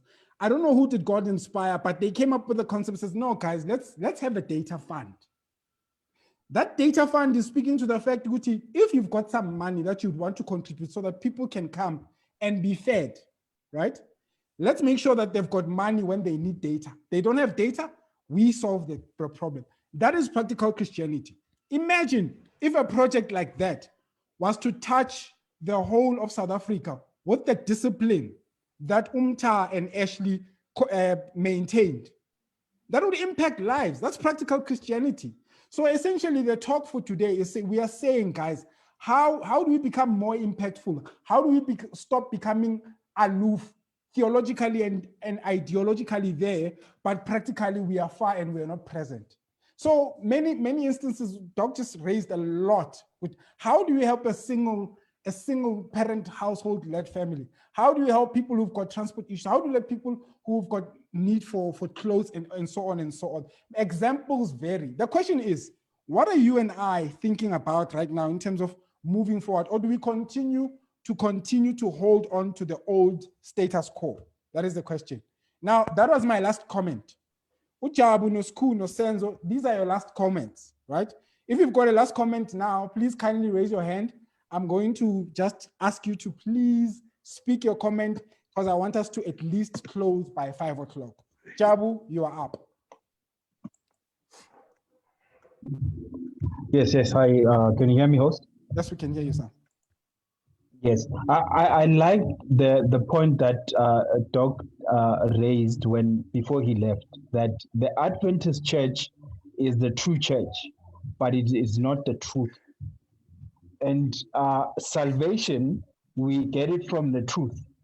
The vehicle may be the Adventist church or someone who preaches the principles of the Bible as pure as they are, even if they are not Adventist, right? So we are led into thinking that if something is not brought by the Adventists, it is not truth.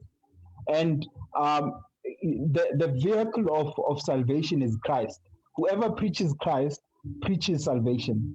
Now, we shouldn't be scared by policies and the founding fathers or messages that are meant to be exclusive to Adventists, to say, if you're not holding on to these principles or policies, then you are not going to heaven. Right? So we should separate issues of administration and salvation. Administration can take any form and can lead to any destination, but the issue of salvation is exclusive to Christ.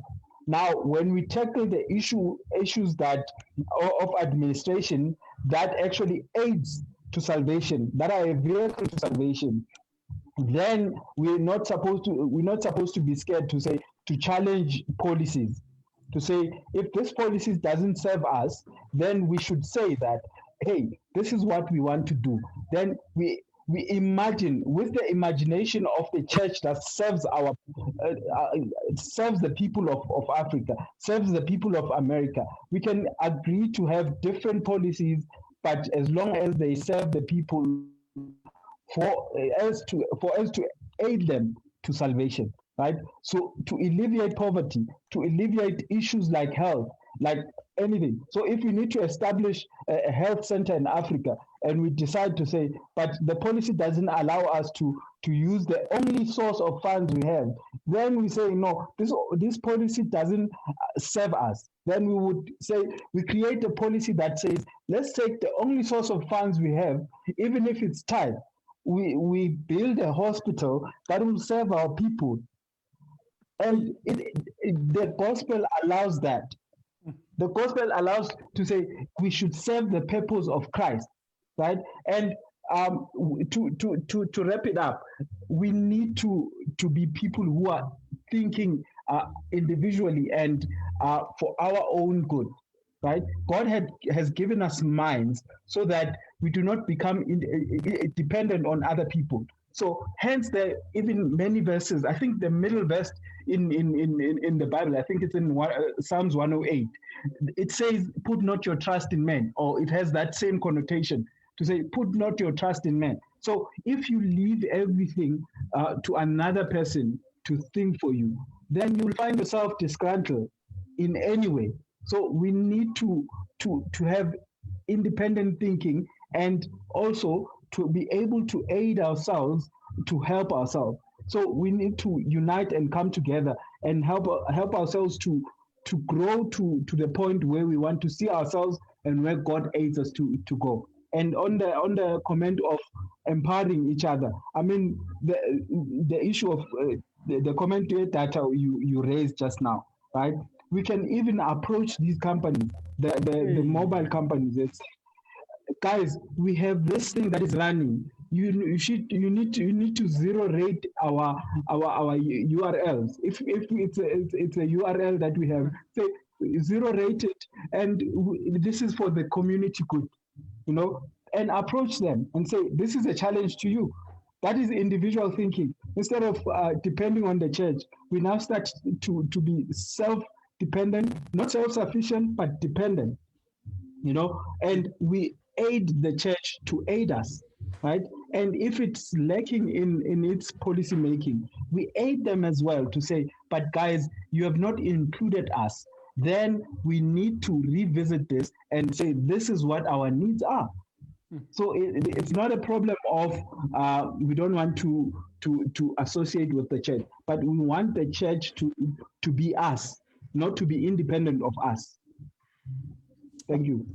Thank you so much, Jabu, for that balanced comment, and thank you for speaking as an IT technician as well. Skumbuzo, I've asked to unmute you. All right. Hi everyone. Now my challenge is here that we as a church, Special Adventist Church, we are reactive to the situation. We are no longer offensive. Like Dr. Motsamai spoke about it earlier, said that like when you look at the church in 1800, it was evolving.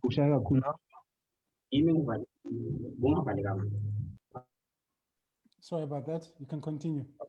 Okay, so you was talking about like the church was evolving when you look at in the 1800s, but when you look at now, it's now stagnant when it comes to policies and even the truth. Like we are now operating on the defensive mode. Like if someone comes and asks, why do you say pastors are Levites?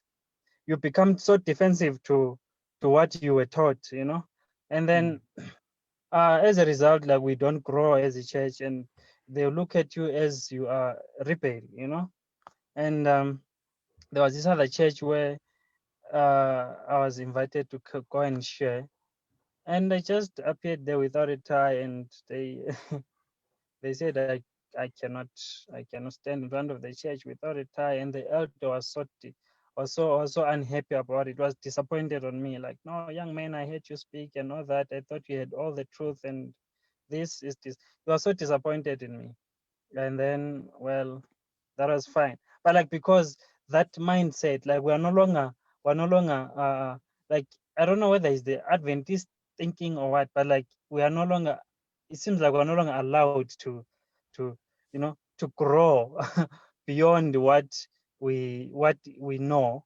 But when you look at Adventism on paper, in every aspect of life, when you look at Adventism on when it comes to stewardship, how to manage money, we've got good literature more than any other church or more than even any other book that was ever written. When you look at Adventism on paper, when it comes to how to develop young men, we've got good literature there. But in reality, we don't have it. In reality, we don't have it. Let me give you this example. That I was reading something on meat. There are comments that says, like Ellen White, she talks about like eating meat is sin and all that and all that. But at the same time, there are places where she says, in the poor places where there is no food, the ground does not produce food, like the poor regions, people, what is cheap there, it's meat. People should eat meat. Don't stop them because they will starve, and but she also speaks strongly again against eating meat.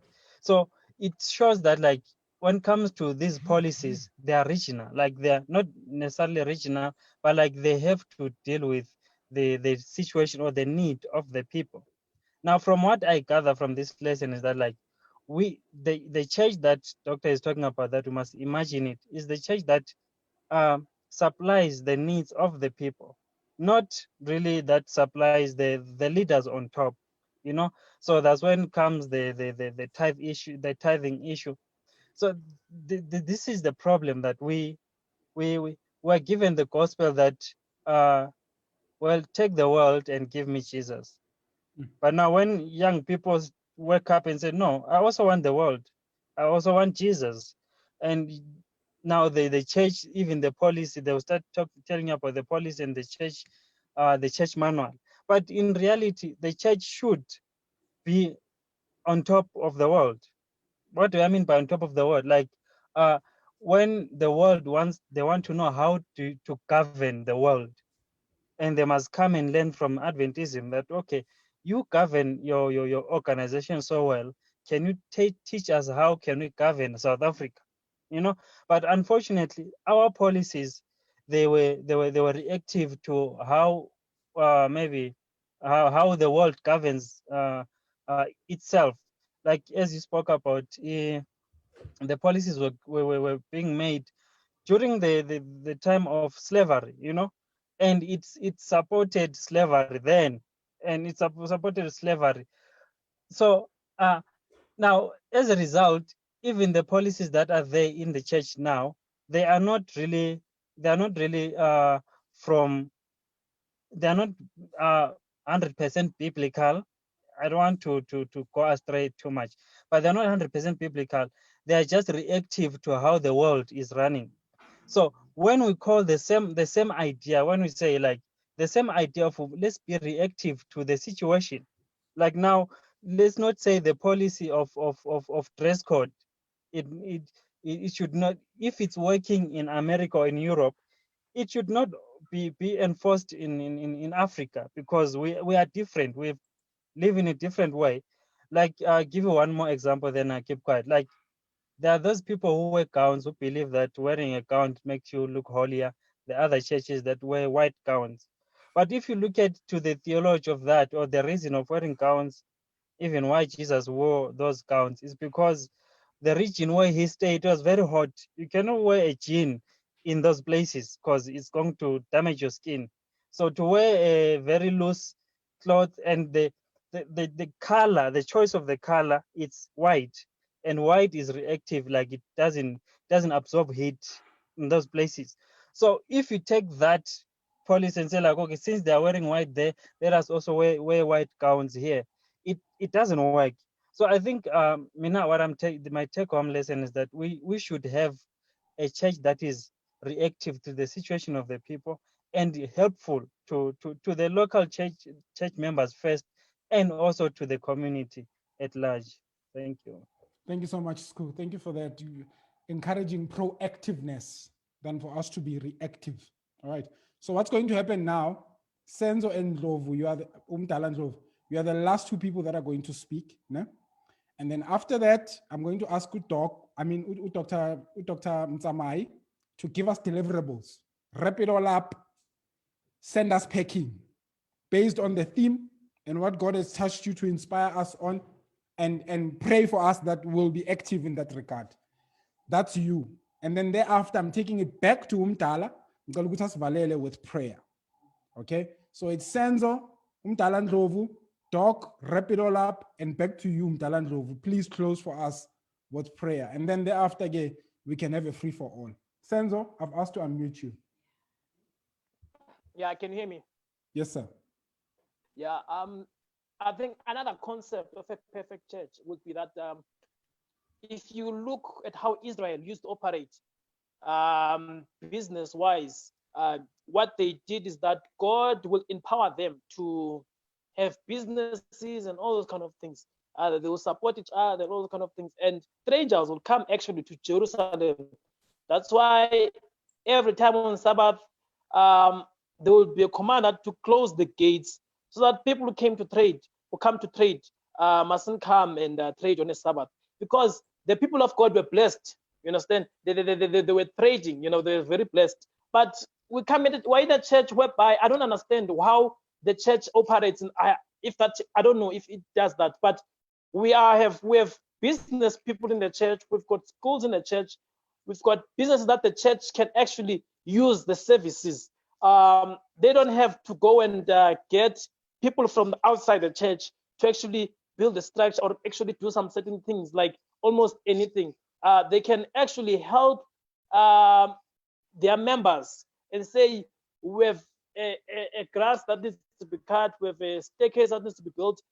They can just get it inside the church. They don't need to go outside. In that manner, it will be able to empower our church members. Not just want to demand tithe and all those things, but to actually empower them to make money and return tithe, you know, because if the church does not do that, does not empower its members, then who's gonna empower us? Because we cannot centralize God on the part of giving only, but we will also centralize God on the part of empowering and help us to gain something for our families and the friends and those who are around us. So that's one of the things that the church needs. The church needs to find a way that it can spend its money or get its resources from the people inside the church, from business people in the church, or anyone who's got a certain skill would be found in the church to hire that person. Please do this work. That's how Israelites used to do. They used to do things in-house. But this thing now, you have to go get someone. It's not helping. You know, it's not helping. So this is one of those things that is going to happen. And secondly, the idea of this thing of evangelists. You know, evangelists are struggling so much. Those who are men who are preaching God's word, independent in other places, in rural places, are struggling so much that they are struggling to get funding from the church, because the church says, yeah, you need to be attached to something. I don't know what you need to be attached in, but they are struggling a lot. I don't know, how can the church change its policies that mitigate these issues, you know, and help these people who are preaching the word, the God's word in different places, far away, deeper from where we are. The church needs to be able to sustain and help those people. That's why we're taking our returning tithe for such people. Not just say return tithe and then go again and donate whatever, but the church needs to meet those people halfway. Those who are preaching God's word in far places, especially in Africa. We need people who got deep rural areas. I've got people that I know who are doing God's work who have been refused to get funding from the church, because the church will tell them stories. We don't have money, blah, blah, blah, blah, blah, all those kind of things. So it's just a strange thing to me, which how can the church not have money? Because the tithe is being returned. The money, the worldwide church is good money, you know. So those kind of things that are bugging my mind. I do not know how it's happening, but it's happening. So I wish there was a way that that was just uncomplicated, that was simple, so that everyone can benefit. Imagining a decent church. Please go out there, leadership, and balance things out for the greater good of the church, the mission, the congregants, as well as the leaders.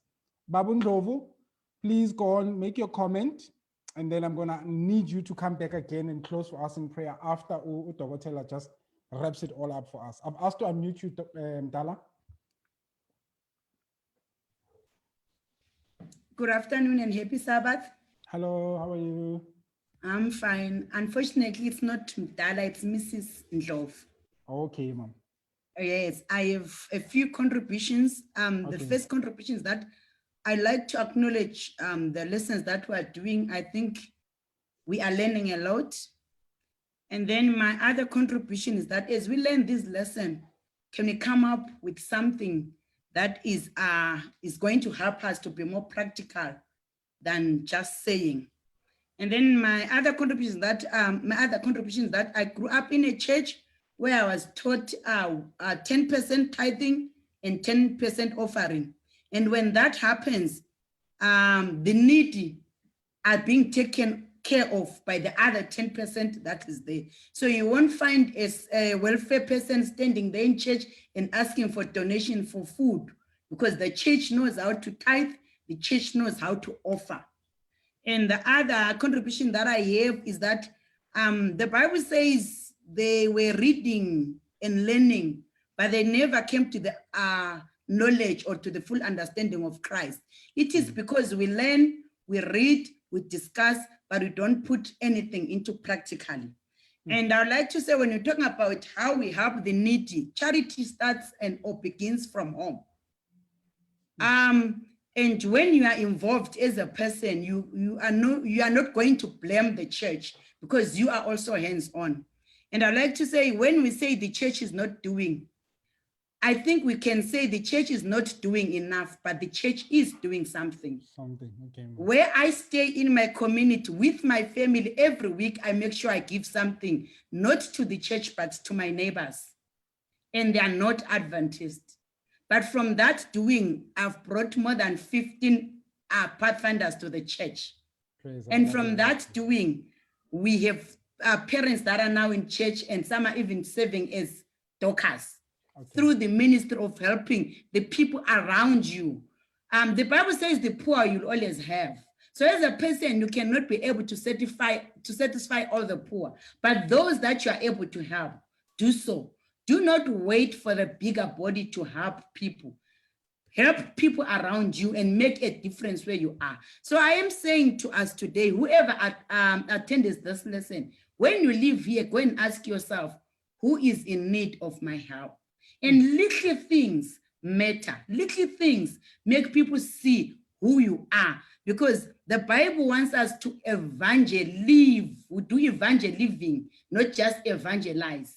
Let people see Christ in how we interact with them, how we talk to them, and may we not always look at the negatives that the church does. Is there no positive that the church does? And if we look at the negative, let us come back with a solution. We think from here, let us do A, B, C, D as we move forward. I think that will help us to grow, to be better people. I'm done. Thank you. Okay. Thank you so much, Mama. Would you be comfortable with praying for us, Magaceta or Dr. I know Elder is there. He's going to pray. Okay, thank you so much, Mom. Doc, wrap it all up for us, please, leader. I've asked to unmute you. Thanks a lot. Thanks a lot. I